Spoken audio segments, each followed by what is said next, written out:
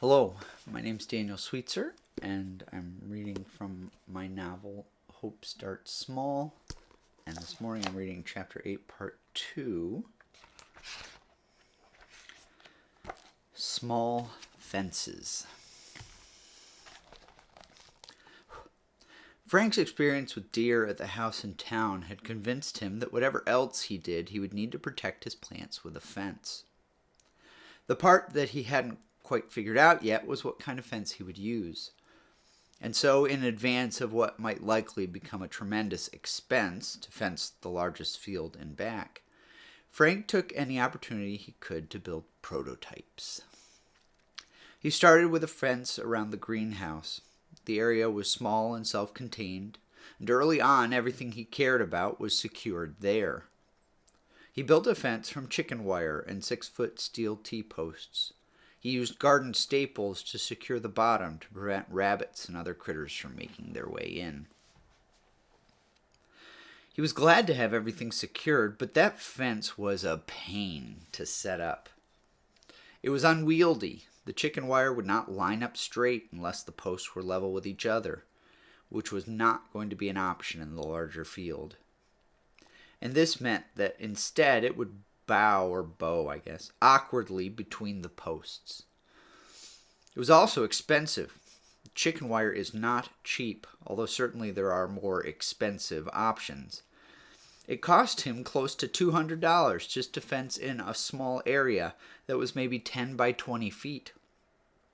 That was concerning, as the real field would need almost 800 feet of fencing to accomplish what he wanted. There was no way he would be able to afford that. Frank had heard horror stories from friends about how even 10-foot tall fences could not keep out deer. There was something terrifying about them, a determination to get in where they wanted, when they wanted, regardless of the barrier. And of course, he had no intention of planting a field just to have it be mowed down in a single night. And this could easily happen if a deer got in and was especially hungry. His plan, after research and discussion with friends, was to build 2 fences in parallel. One on the outside with a 4-foot gap, and then another fence inside of that. The intent was to build them low, 4 feet tall, but by having them in parallel, it would make the channel in between thoroughly unappealing to deer. This meant that he was less concerned about the material from which he made the fence and more concerned about whether he could cover the length. The fence, fundamentally, would be more like a bluff than anything else, a psychological impediment to trespassers. He decided to try out some of these ideas with the blackberry patch. This time, instead of chicken wire, he used plastic deer netting. It was much cheaper, easier to set up, and cleaner looking on the uneven ground.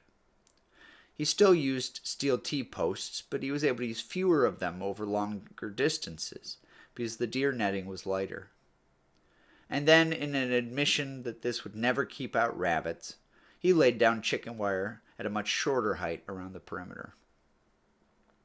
This worked out much better. It was cheaper to do, easy to set up, and felt more promising for the longer distances he would ultimately have when he got the real deal.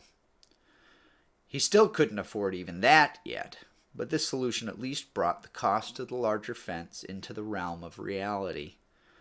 And as best he could tell, the deer netting should keep the deer out, or else it would have been poorly named. There was one thing about the fence that was a bit awkward, though. It tended to lean in, and so would become loose at the top. To deal with this in the blackberry patch, Frank propped up a plank against one of the T-posts so that it was pressured to lean back out. But he would have to think that through, because the larger field would have the same problem, only worse. The prototype fence was a success, at least as best as Frank could tell. The deer did not get in, and the blackberries remained unmunched, and Frank was free now to dream about how this might look in the larger field. And his hands knew better what he was facing, and they approved of the plan. In the doing of the thing, Frank learned so much more than in any research he had done prior. There were subtle things that manifested only when he actually tried something.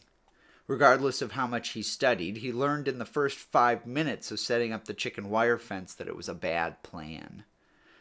And he knew in the first 5 minutes of setting up the netting that it was a better fit for what he wanted to do. This learning by doing was part of the whole adventure. Frank had never done anything like this before, neither had Constance. They had only general, vague ideas about what they would need. And it was in the doing that all their theories would be tested. They had to get their hands dirty, or else they would never be able to pull this off. All right, thanks for listening. I hope you have a great day.